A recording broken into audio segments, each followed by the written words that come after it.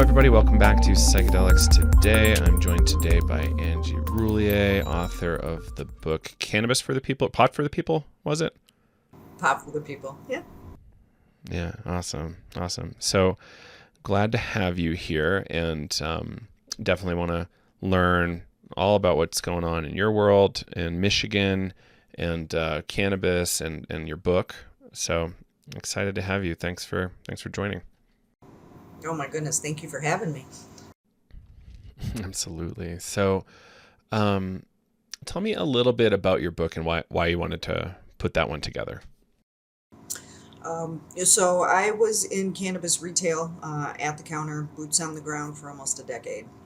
After I had gotten out of retail and I started doing individual tutoring groups and education for processors, I found that I kept getting the same questions over and over again, and they were very basic questions.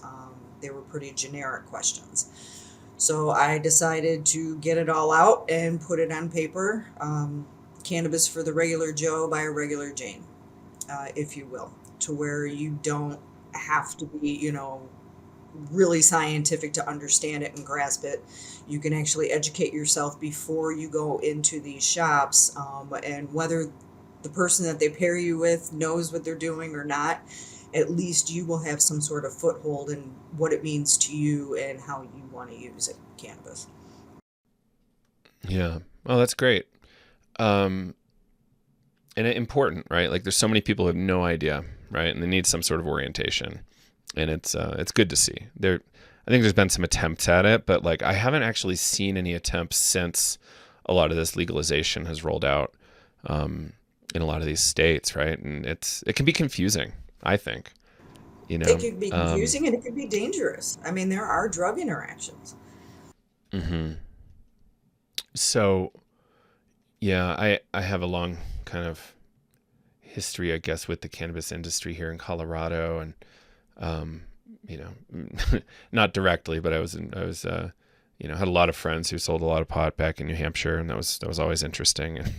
And so, I've been around. So what we saw here in Breckenridge often is people would, think they wanted to be tough with cannabis, and they're like, hey, look at me, like I can smoke 4 joints at home, and then they come out and like, there's no reason I can't eat this 100 milligram cookie tonight. That's, and then we were friends with the fire chief, so we actually got to compare notes here and there with like who the response calls were. It's like, oh, that guy with the Yankees hat, yep, that was him.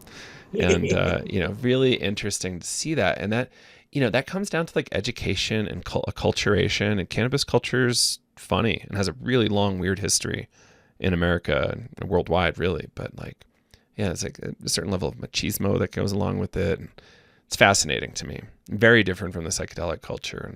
And education, harm reduction, making sure people understand kind of what they're doing, it's big. And I finally went with my partner to a cannabis doctor to get her a card, and it was actually like the most interesting and helpful visit with a physician I've ever seen. Asking all sorts of interesting questions, giving non-cannabis related advice, which was really cool, and also giving us real deal cannabis education. It's like, oh, if you want this molecule, you want to vape at this temp, and these are the kinds of strains that might get you what you want. It's fascinating. Well, that's huge. Yeah, you consider yourself lucky because that is rare. Yeah.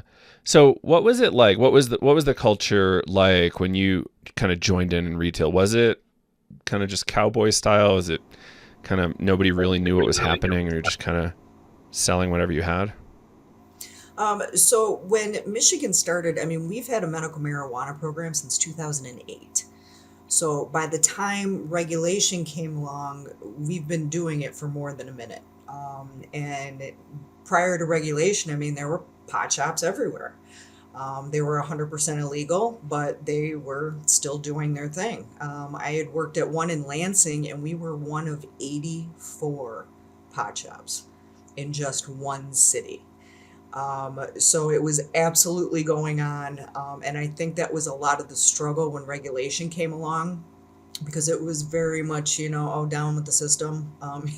They're trying to, take this away and, regulate it, and all of these things. But we absolutely knew what we were doing. It's just now that there was a set of laws, that we had to come across.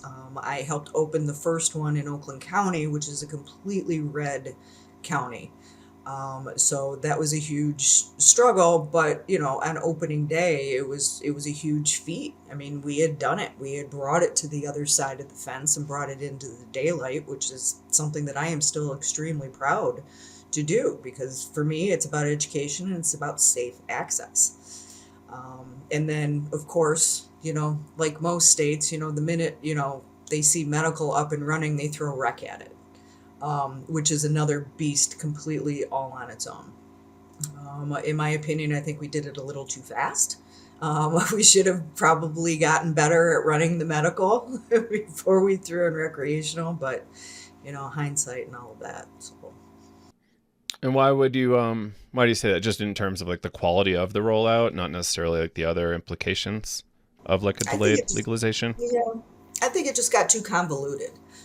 You're trying to mesh two markets in, and our argument, from day one is this is medical.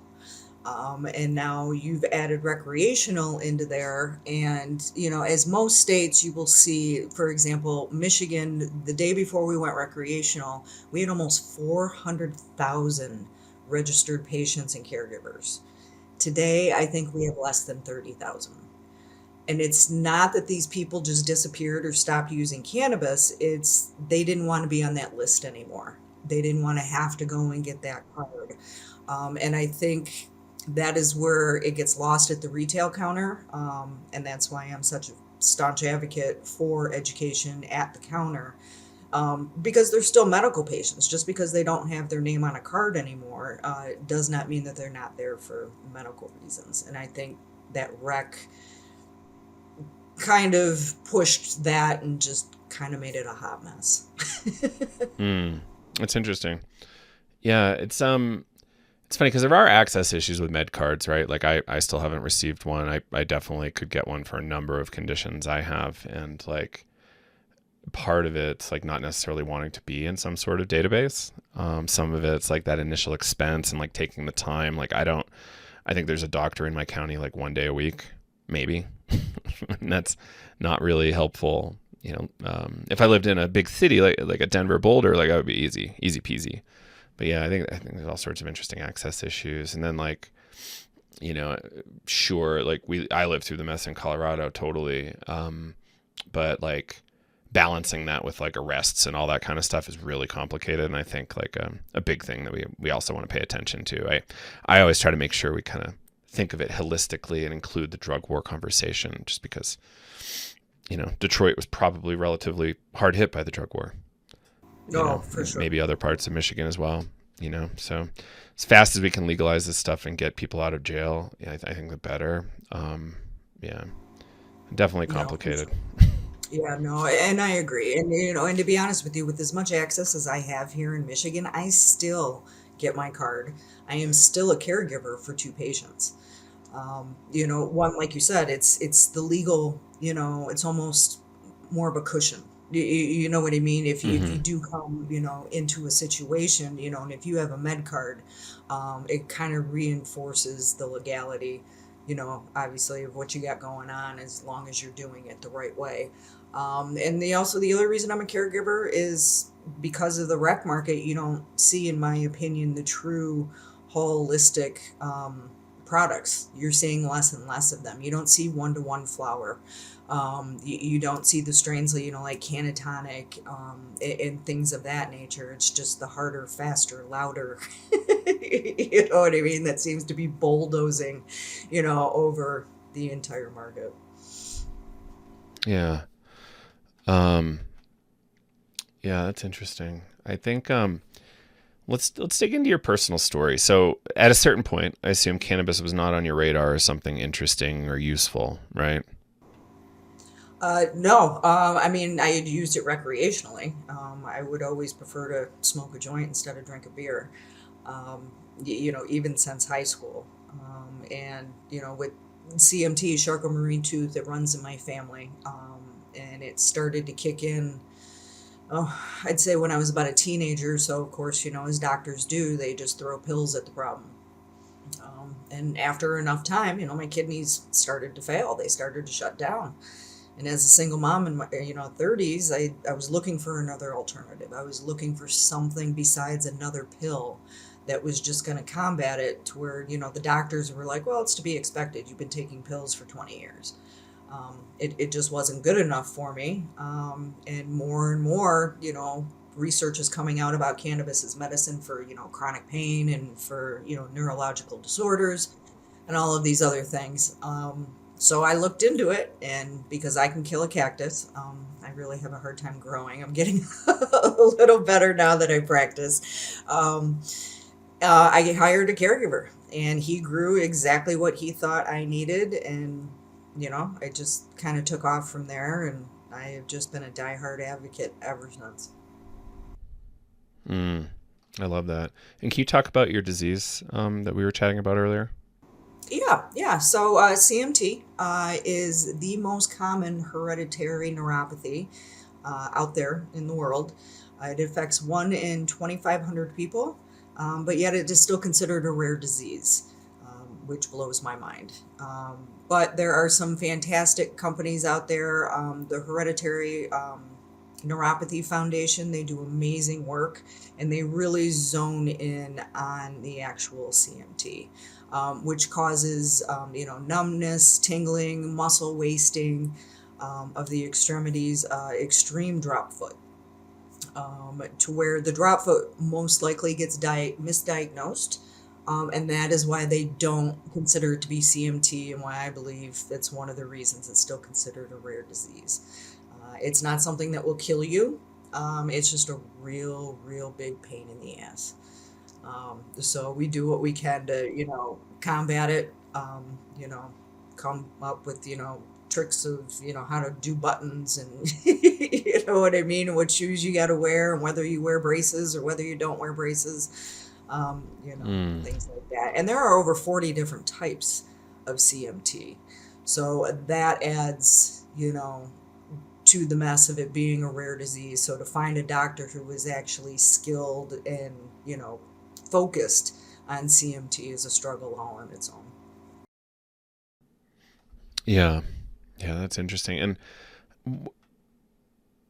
what was the moment in which you thought it was worth trying cannabis for this disorder? Well, once they told, I walked out of the doctor's office, and they said, well, we're going to put you on more pills, for your kidneys, on top of all of the other painkillers that I was already taking. And I'm like, there's got to be something else. And like I said, in working with my caregiver, and of course, cannabis, I mean, just like psychedelics, it's a lot of trial and error. It can get frustrating, it can get expensive. Um, but once we dialed that in, I mean, I went from taking 8 Norcos a day down to taking nothing. Um, Mm-hmm. so to me, that was kind of like the light bulb. And, holy shit, there's a plant that can actually, do what the pills are doing without wrecking my liver and my stomach and my kidneys. Yeah. Well, it's a big deal. That's interesting. And when was the first time you noticed relief, and what was that like? Ugh. Well, of course, we started with the big dog. We started with RSO. So, initially I was like, whoa, you know what I mean? Single mom, I'm like, I cannot, function with this kind of buzz going on. But, backed it off, tolerance got involved. Um, and just like I said, the lack of pharmaceuticals that I had to take. And it forced me to take responsibility for my own health care, to where I was actively involved. I wasn't just walking into a doctor's office where they didn't, even make eye contact with you. They were just looking at your chart and figuring how Mm, much they could up this dosage, and, what pill they can swap out for that pill. So it really got me into doing a lot of my own, secondary research. And, not from places like High Times Magazine and Reddit, but from, John Hopkins and the Mayo Clinic. Um, you know, people who do this for a living, and whether, the results were good or bad, I believe it's information that everybody should have. It's not going to be all roses and it's not going to be doom and gloom. But I believe you've got a personal responsibility to, have conversations with your doctors, your family members, and do what is best for you that does the least amount of harm. I love that. Yeah, RSO is crazy. Can you talk about what that experience was like for you the first time you got there? Yeah, it is. I mean, the stuff is no joke. Absolutely not. And especially since, I'm, 50 years old now. So the weed that I was smoking in high school is, nothing, compared to, what they got going on with their infusions now and, all of this other stuff. But yeah, it was, you find yourself sitting Indian style in front of the fridge. Just, you're trying to use the old methods on how to, bring down that head high. You eat, you sleep, things like that. And to me, that was just as bad as taking all of those pills. It wasn't functioning at the level that I wanted to be functioning at 30 years old and a single mom. So it definitely took a lot of dialing in and a lot of dialing back. And even to this day, I got to be in a really, really bad way in order to take a dose of RSO for whatever I got going on. There's this documentary I suggest everybody check out called Dosed 2. Have you heard of this one? No. It's really great. I love the whole team, the Dose team. They're great. And the lead character has like a pretty serious cancer diagnosis and starts taking RSO. And this is the first time I've actually seen like somebody, before and after RSO, and she's like heavy in it.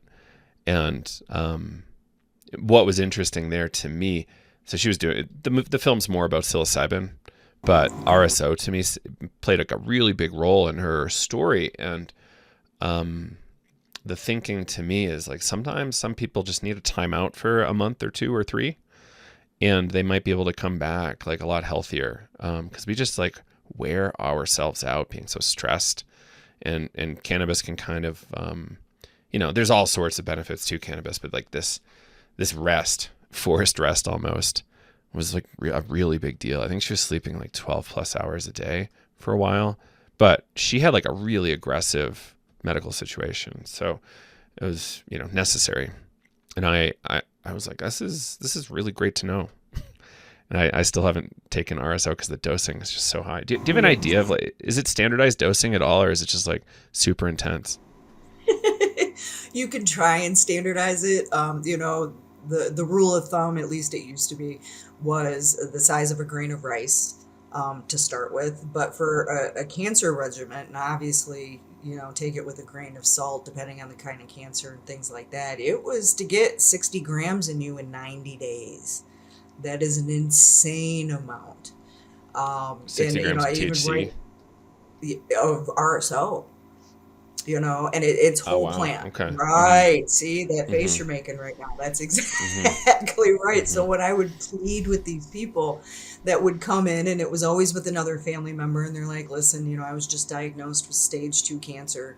I really want to try the RSO.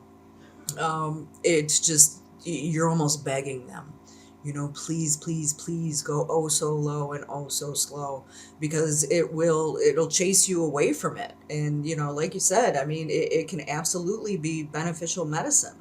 I'm a firm believer that cannabis works best in conjunction with, Western medicine. You may need less chemo if you've got cannabis as part of your regimen, but if your doctors don't know that, well, now you're just jacking up the whole works. So yeah, I would always beg people when they would want to try RSO, and I'm like, when I tell you it's no joke, I mean it is no joke. Um, but people are going to be people, and you can only police them for so long. That's accurate. Mm-hmm. Yeah. There was I think a clinical trial. No, it was in vitro. So just like little petri dishes. I think it was human cancer cells, and they were doing cannabis plus psilocybin in vitro, and we're getting like interesting results. So I find that interesting, that like multiple things can work. So where I want to go next is this this concept of entourage effect. How do you understand this thing, entourage effect? All day. Big fan, without a doubt. As we were speaking, before we started, there's a huge difference between saying taking that RSO or taking distillate. The plant and the way that it is put together, depending on how it's cultivated, um, it's the way that God put it here in the dirt. The compounds are there for a reason. They play with each other in different ways and in certain ways for a reason, as opposed to just stripping absolutely everything out and just straight up distillate. Actually, the only job in cannabis that I was ever fired from was at a pot shop in Ann Arbor. And they made their own hemp oil. And we had a woman come in with breast cancer and she wanted to try RSO. And because they made their own hemp oil, they didn't carry RSO. And I watched another employee just constantly push this hemp oil and push it and push it. This poor woman, she didn't know what she was doing. She was at the mercy, of this other employee and, listening. And as she walked out the door, I snagged her up. And I said, listen, you need to go down the street and you need to go to this shop and you need to talk to so-and-so and they will be able to walk you through how it should be taken, what you need to do. And I walked back in and they said, yeah, we don't need you anymore. Which, at first, I was thrown for a loop because, you're supposed to want to help people. You're supposed to be doing this for the right reason. And just because, you don't sell a product that can help them doesn't mean that you shouldn't. And had I not said anything, this woman could have tried to help her cancer with hemp oil, which, God only knows what was in it. So I don't know. To this day, I don't regret my decision. Yeah, that's great. So this is like an interesting concept, this entourage effect of like whole plant. Like definitely like these kind of RSO whole plant based like edibles that I use a bunch, mostly for sleep. And, I get amazing sleep with them. And, then I'll have the isolate and it's like, a little half-assed maybe. So where this goes is, for me, is back into like the psychedelic arena where people are trying to allege entourage effect without having any kind of data, Like it's like, oh, they're plants, so therefore entourage effect. But I'm like, well, apples you have cyanide, there's all sorts of like things in nature that are kind of complicated, like just because nature doesn't necessarily mean entourage effect to me. But did you ever see examples elsewhere of entourage effect outside of cannabis?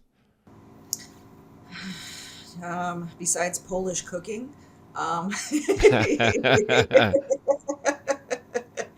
it's a dash of this, it's a dab of that, it's a whole lot of love. And it's just, as opposed to, buying your pierogies, for Mrs. T's. That's probably about the quickest comparison that I can come up with. I don't know, maybe just because it's the holidays. Right. No, that makes sense to me. It's, cooking is a good analogy, and like painting, like certain kinds of art for sure. But yeah, it's not necessarily the case that other plants and fungi have that property. There is some like newish data talking about, let's see, this one molecule in these psychedelic mushrooms called baeocystin, adding quite an element to the experience. But I've not really seen data that convinces me yet. I do for sure know the experience can be a little bit different, but definitely, not there yet. Yeah. So where do you think cannabis is going in Michigan from here, where you are today with like this rec market and substantial med market? Well, they're trying. I'll give it to them. And a lot of people have, a lot of complaints. But regulations can be a good thing and regulations can be a bad thing. The most frustrating thing to me with some of these regulations is when they're regulating something they don't know anything about. And instead of asking people who know what they're talking about and who actually study this plant, they just kind of go gung ho and kind of take the whole, legal, staunch, this is black and white, this is the way it goes. So a good example for me is THCA flower. You see all over the country that, they're selling THCA flower and it's okay. That there's a, loophole in South Carolina, that they can do it. And, us, that know, we're like, well, if you take a joint from Michigan and you take a quote unquote THCA joint from South Carolina, you set them both on fire, they're both the exact same thing. So Mm-hmm. is it, lack of understanding of, how this plant works and, whether you set it on fire, whether you use CO2 to extract, or is it, Tom Petty's, whatever, just play dumb. Mm-hmm. Mm-hmm. But here in Michigan, like I said, they've got it's not going anywhere. And, they really are trying to rein it in. They're actually trying to merge the two markets of rec and medical into one bill, into one set of laws. And then, of course, those of us that are caregivers and, are into it, for the home grow and, things of that nature, our first instant reaction is don't take away our home grow. It's one of our rights. It's something that we absolutely we adore. It's something that has gotten us into this in the first place. And I don't see, like Hunt's tomato, Right. they're not coming after my tomato plants because they're afraid of competition. To where there are companies here in Michigan that are coming after our home grow rights. They're trying to take that away from us. And, granted, we've got a really high plant count that we're allowed if you're a caregiver. So you are allowed 5 patients, and then yourself can be a patient. You are allowed 12 plants per patient. I can legally grow 72 plants in my backyard, which is a lot of weed if you know what you're doing. But again, these massive corporations are not growing, the one-to-one strains or the high CBD strains. So there very much is still a need. And, caregivers, we kind of seem to give a shit a little bit more. There's a little bit more love. We actually dig in the dirt. We're paying attention, we're not spraying it with this so it lasts, or we're not, doing A, B, and C to, cover up incompetency because you don't know how to grow weed. So you're going to spray it with distillate. You Mm-hmm. just don't find that. And, it's, I don't know. We'll see. I guess we're going to see how it all comes out in the wash, but they'll be hell to pay if they take away our plants. Right.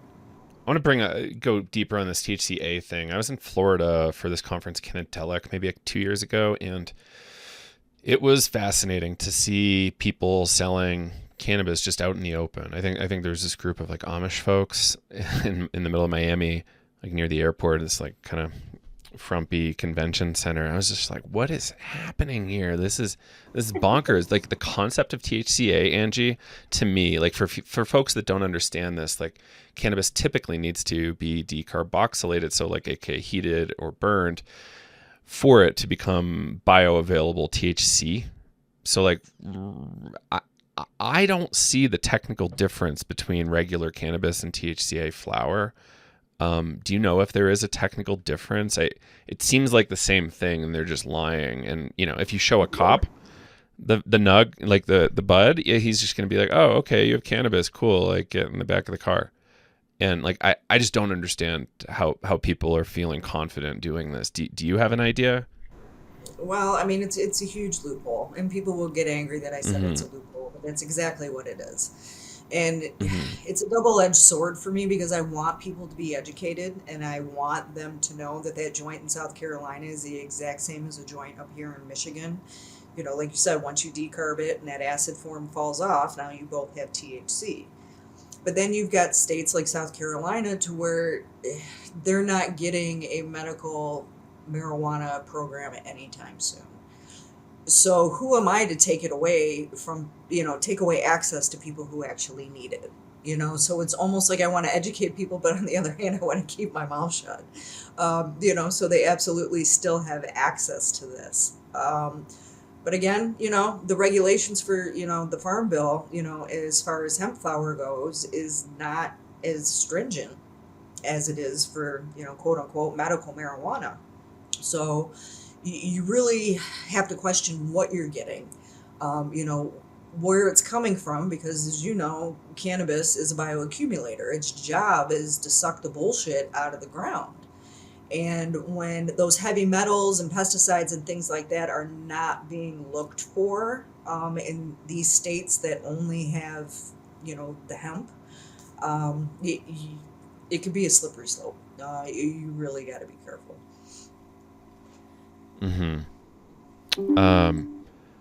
And then what is the other one?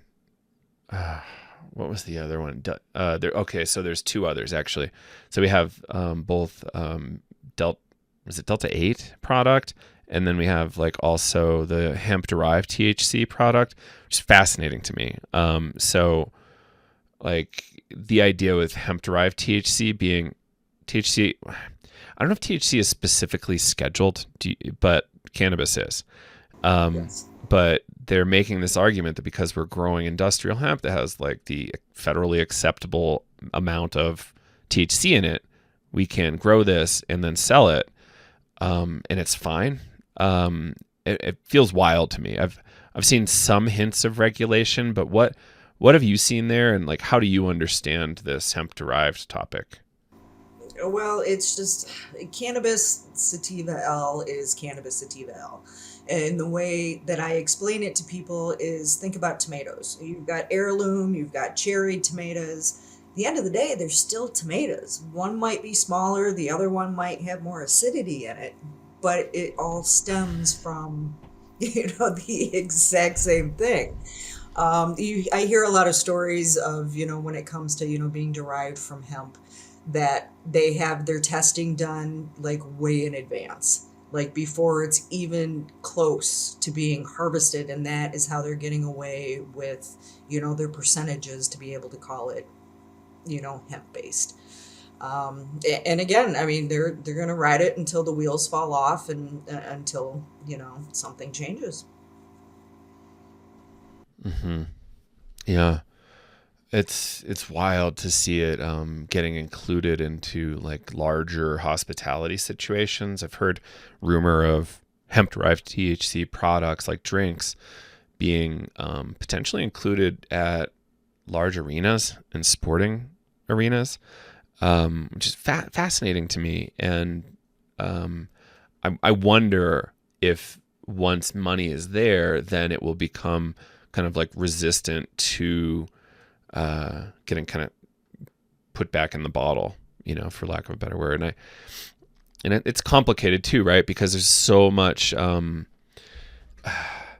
these poor operators that are having to like follow all the rules for, traditional cannabis, like med and rec.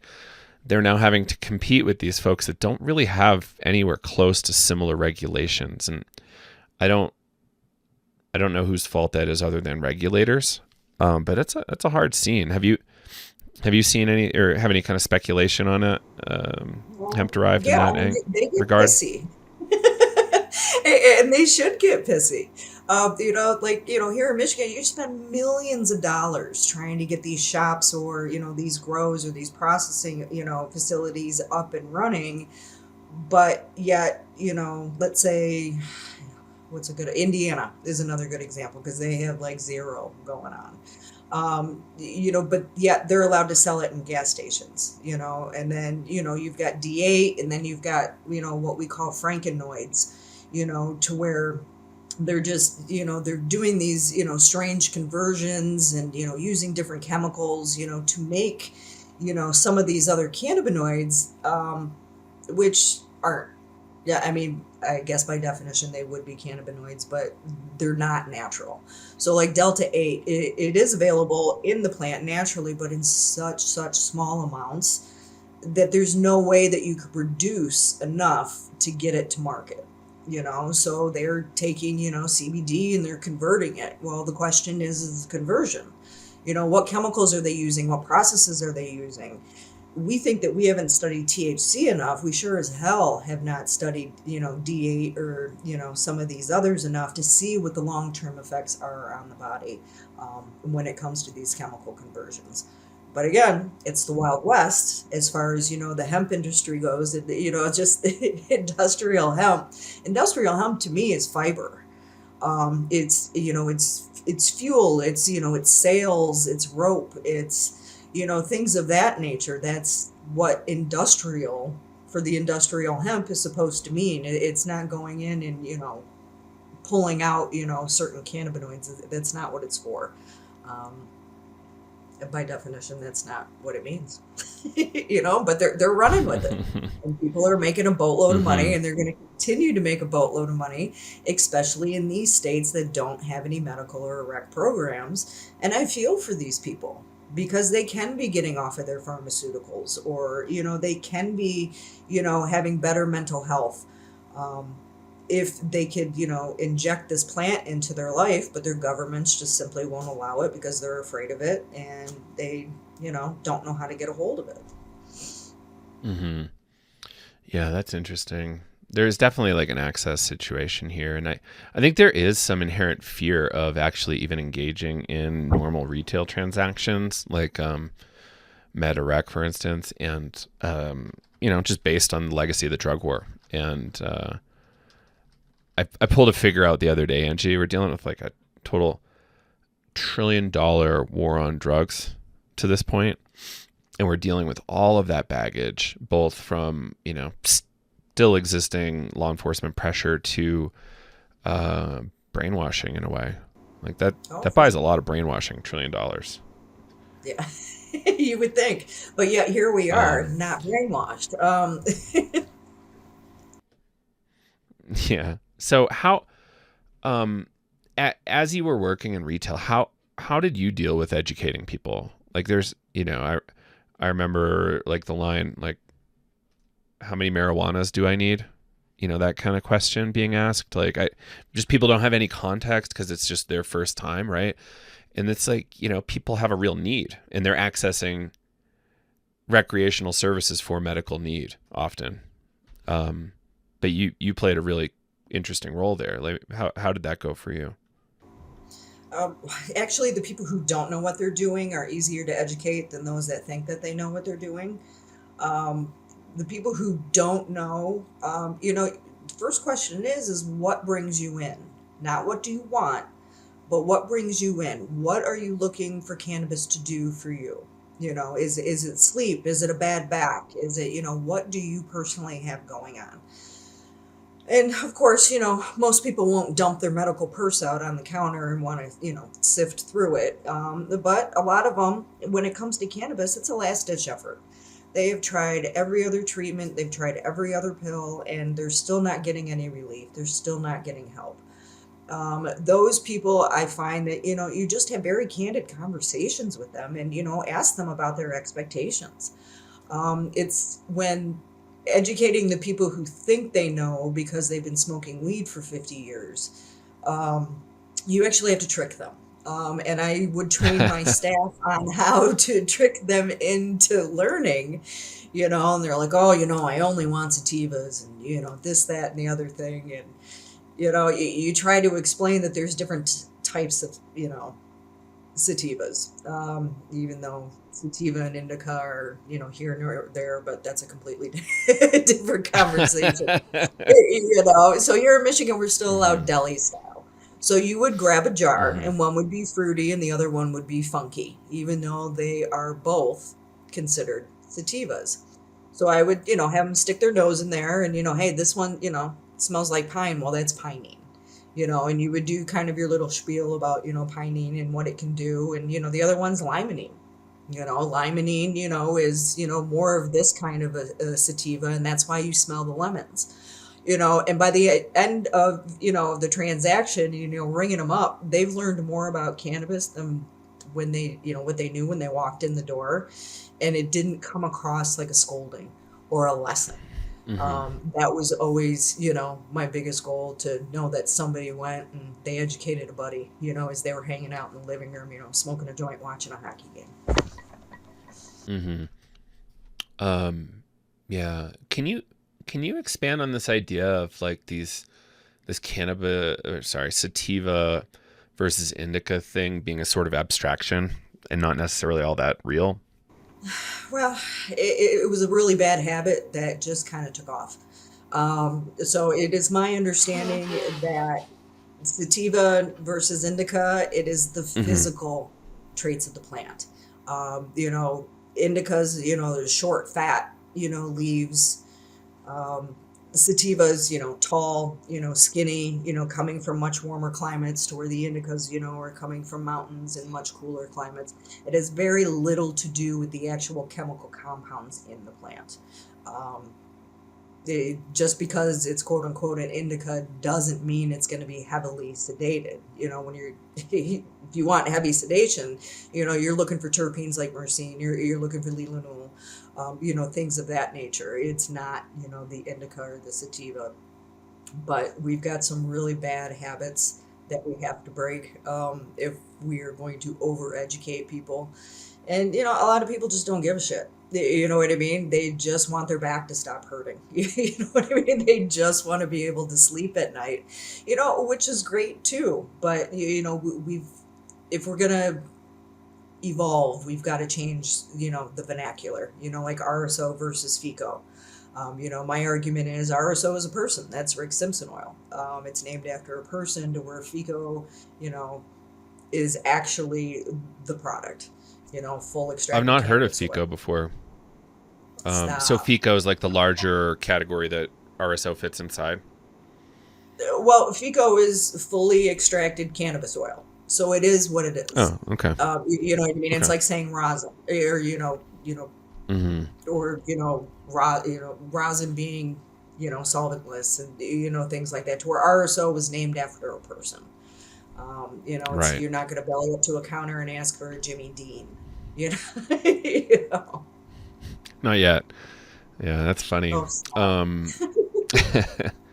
so okay, yeah, it's an interesting thing. And like, are you thinking there's going to be a big trend, nation or worldwide, around like when consumers are purchasing something, they're looking for particular terpenes? Like, I think we're seeing that trend here in Colorado, where people are looking for lower THC, but like different molecules. Like obviously CBG is getting wildly popular everywhere. But yeah, what are you seeing there, expecting? I would like to think so. So, like I said, they're trying to mesh both of our markets, and there's some good stuff that's coming out of it. And one of that is it's terpene testing, to where it was never required before. And so there is a list, and it's a solid list. I'd have to say there's about 12 terpenes on there that they want tested. So now, once those are readily available to the general public, it is up to the shop owners, in my opinion, should have all of that in a binder along with the test for, say, grape ape. Hmm. And they can look, and you can say, okay, well, unfortunately, Joe, we are out of the grape ape, but purple punch, if you look at the profile, Hmm. it is the same thing. It's going to do the same thing for you. Just because the strain name is different does not mean it does not have the same chemical compounds. And it makes my head explode when people will say purple punch is great for migraines. Well, you could grow purple punch, I could grow purple punch, and they could be two completely different plants and have two completely different profiles. So to say that a strain name is attached with, some sort of healing properties is completely misleading. So I am super excited here in Michigan that they actually are starting to do terpene tests, which is hopefully going to lead employees that work the counter to actually know what terpenes do what. And like in the case of pining, there could be allergens. A lot of people are allergic to pine, which you got to take into Mm. account. To where they think that they just might have a general allergy to weed, which may not be the case. They just might have, an adverse reaction to an actual terpene. Yeah, that's interesting. Um, and are you seeing anybody blending strains? like actually grinding up like a gram of, X and a gram of Y, and like Oh, I do it all for day. for actual reasons. Yeah, I actually do. It depends on what I got going on, but because of the lack of one-to-one flour in the Michigan market, I do find myself buying hemp flour for the CBD content, and I will mix it with, say grape ape, and it, depending on what I got going on that day, it may be 50-50, may be 90-10, one way or the other. Because unfortunately, that is the only way that we're getting one-to-ones in this market. Hmm. Yeah, that's interesting. So, um, what are stuff we didn't cover yet? Like, what are some things that consumers should really be aware of as they're kind of trying to understand how they want to interact with this new weird marketplace that's evolving? Um, First and foremost, there are drug interactions. So I try to teach people that any pharmaceutical that has a grapefruit warning on the label is going to have drug interactions with cannabis because they both interact with the liver enzyme the exact same way. So if you are an epileptic and you take medicine for it and you are actually seizure free due to the medicine you take, and you decide to start adding cannabis to your daily habits, you could start seizing again, and that's not a risk anybody should want to take. I believe there should be signs in all the shops saying that there are drug interactions. Please consult your doctor if you're taking anything that has a grapefruit warning on it. Blood thinners are another big one, especially with the older generation. I mean, aren't they all on some sort of blood thinner? But yet they pass the gummies around the old folks' home. You know what I mean? So you really have to understand that it can make those blood thinners work better, make them more potent, and now you've got bigger problems if you do cut yourself shaving. Mm. So the more you know, and every now and again, I will be called a wet blanket because when I talk about things like this, it does sound like I'm a wet blanket. Like, I don't want people using cannabis, which is absolutely not the truth. I think they just need to be aware of the good, the bad, and make the right decisions for themselves, and back to, personal responsibility for your own health. Totally. Yeah, I appreciate that, and yeah, generally when I think about cannabis, I'm like, oh, harmless, but there are interactions and there are contraindications. There's people that definitely shouldn't be using it. But then there's definitely populations I want to see use it more, and I think like Sure. this is funny to say as a white male, right? But I'm like, okay, ladies in perimenopause and menopause and beyond, like I think there's really interesting and unique benefits. I can't speak to it. Have you seen anything like that? Oh, hell yeah, I am right up in it, Joe. And because we're so young in the research that, you know what I mean. Especially, for example, myself. I know, a couple of things about the plant that I would really love to hear. Limonene and CBG together are going to get rid of the night sweats. We're just not there yet. But it does help calm my crazy. And I'm not calling women, in menopause crazy. Please don't come at me. But my own, personal, I know I'm being unreasonable. But yet I can't help myself, because it's hormonal. So I will go and, Mm-hmm. smoke CBD, or, take a mint, or, do whatever it takes. I would like to see NFL refs start smoking more weed. It might help with their eyesight. So, like you said, there are certain groups that need it, and there are certain groups that do not. That's fascinating.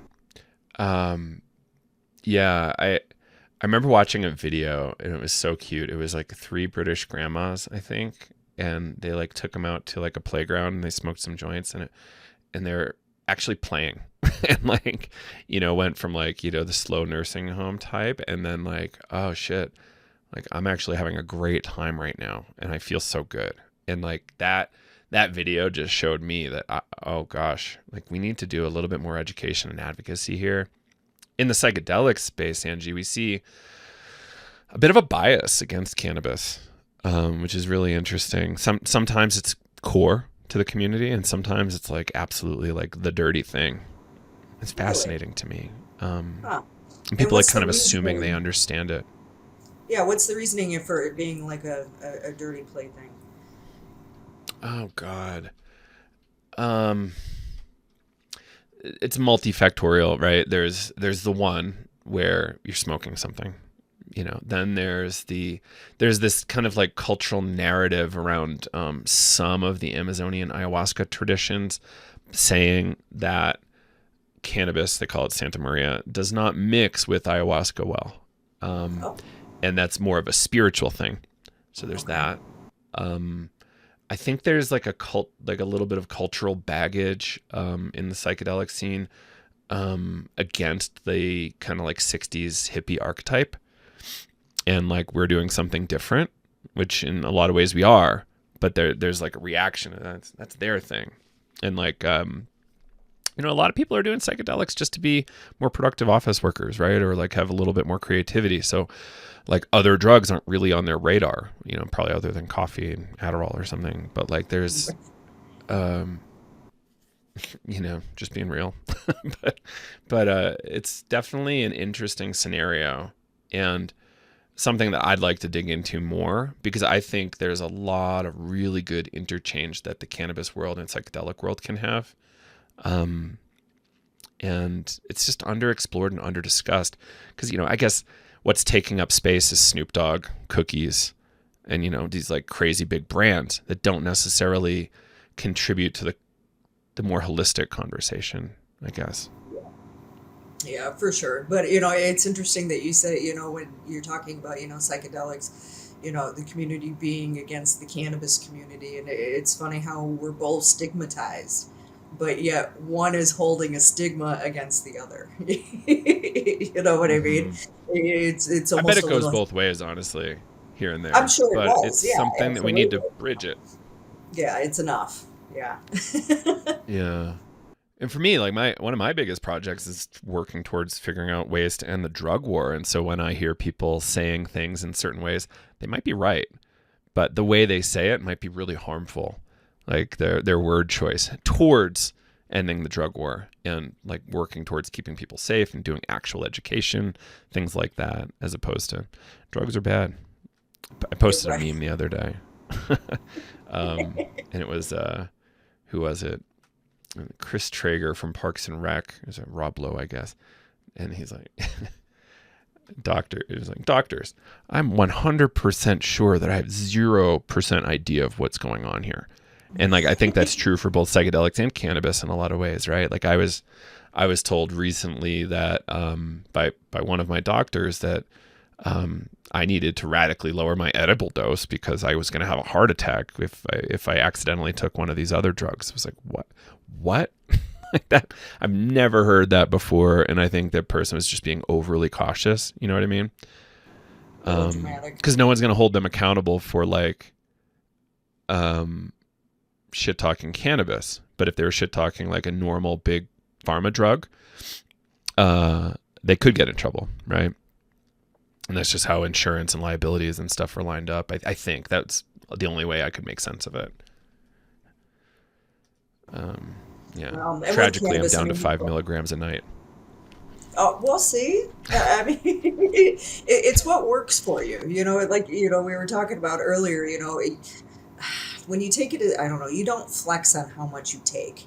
You know what I mean? It's not like I can crush these 12 beers, in the next hour kind of, frat boy mentality.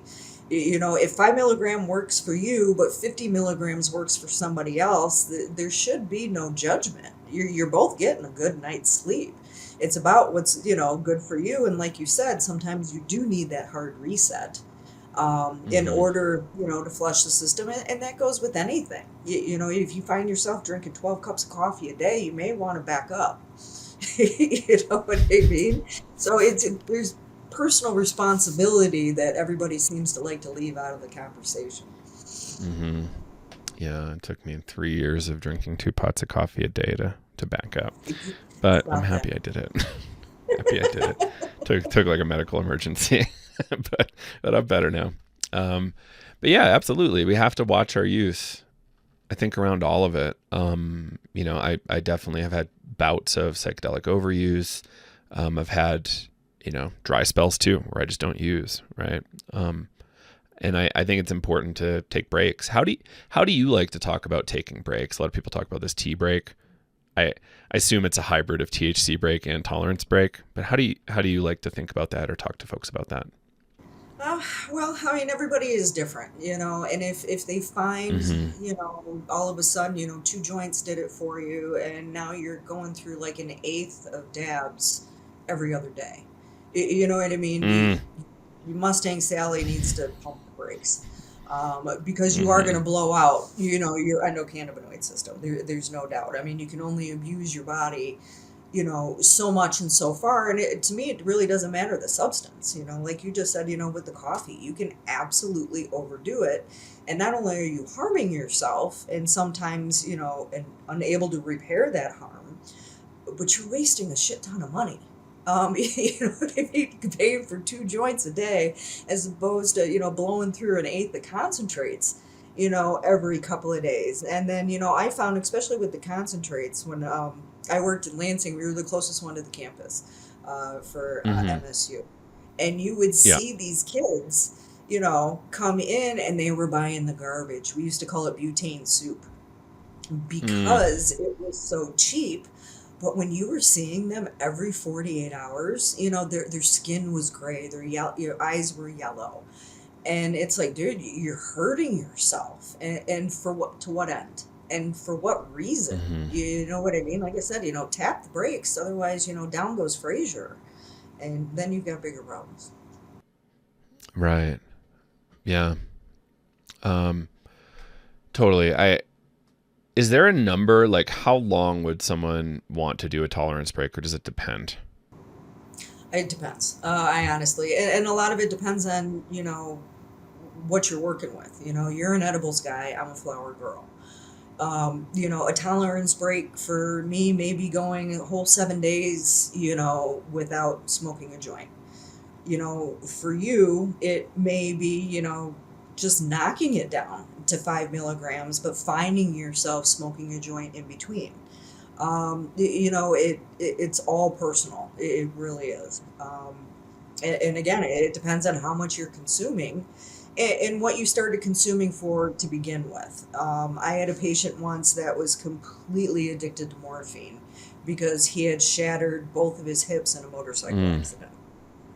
The addiction obviously was, started as no fault of his own, but nonetheless, he was standing in front of me with, a mouthful of missing teeth and a pretty serious addiction. I knew that smoking a joint wasn't going to combat that. It wasn't going to get him off of that morphine. So we actually did start with RSO and, some pretty heavy duty concentrates in my hope, which I reiterated every time he came in, we were going to start backing him off.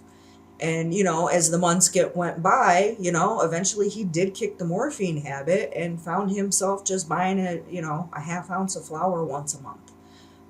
To me, that's success. yeah, that's a big deal.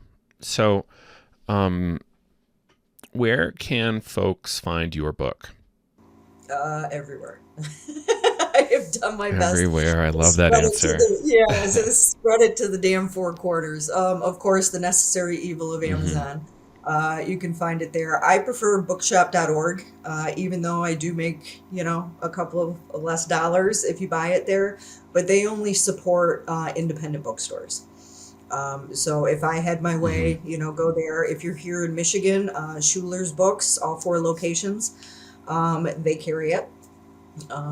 So I've been really doing my best. And it's funny on how many of these places, kicked back with the clutch my pearls. Oh no, we can't carry that here, which I found entertaining. I don't take it personally. It's still, like I said, it only took us 80 plus years to get this far. It's going to take a minute to kind of get it back in there. But yeah, out of all of them, Schuler's Books, if you're here in Michigan, if you're not, bookshop.org absolutely carries it, and they deliver it pretty damn fast too.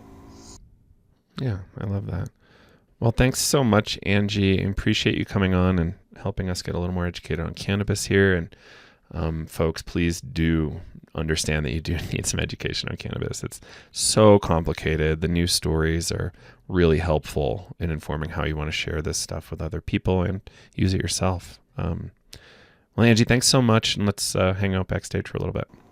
Yeah, this has been great, Joe. Thank you so much. Absolutely.